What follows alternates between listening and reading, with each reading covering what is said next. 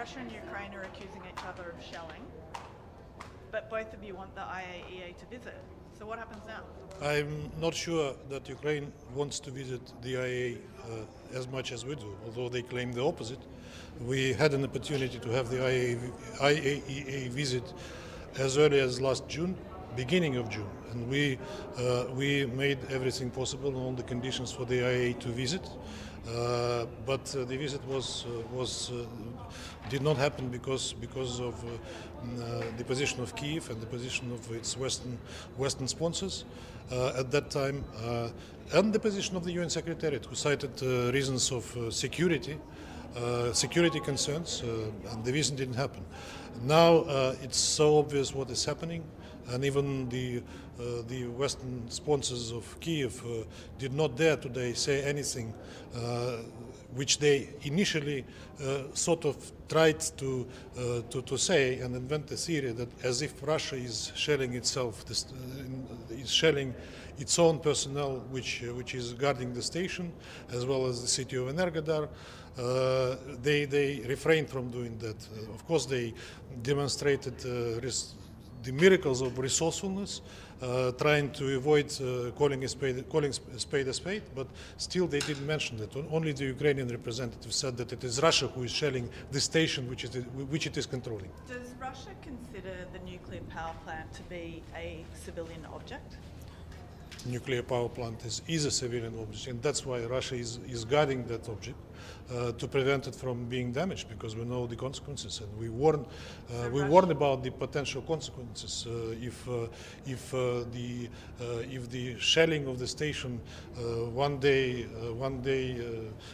will lead to the leakage of the radioactive materials. So Russia is guarding it, not setting up a military base? Yes. We don't use the tactics the Ukrainian armed forces are using the civilian objects as military cover, I would say, what Amnesty International recently proved in a report, which we were saying all the time in all the meetings of the Security Council. And you see what happened to Amnesty International. Amnesty International is being harassed now for the report that it produced. Why has Russia seized the plant to begin with? Sorry? Why has Russia seized the plant to begin with?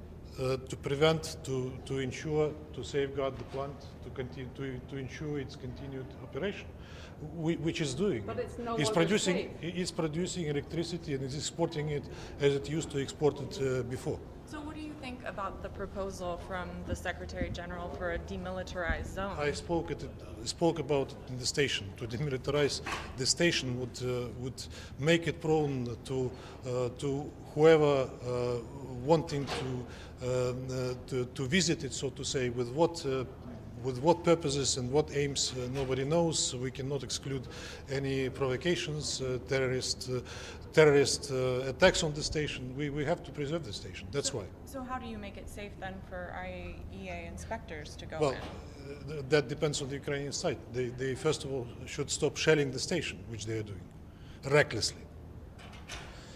I think I covered all the questions that you have. I see you have no more. Even Michelle is speechless. All right, thank you very much. Mr. Ambassador, can I ask a question about JCPOA, please? Luckily, it's not my piece of cake anymore. How come? How is it not your piece of cake? Do you think it's still time left to Well, just get the agreement done? that was in Vienna, and I hope that we'll finally be able to seal the deal. We know that the proposals on the table, the parties are discussing that. That's all I Why can do say. you think Iran, what is the holdup that Iran doesn't want to accept the deal? Look, I will not dwell into the details of the negotiations, especially that I'm not a part of it. But each party has its own interests, which it wants to safeguard and to ensure the best conditions of the deal possible. Thank you very much. Thank you. Thank you.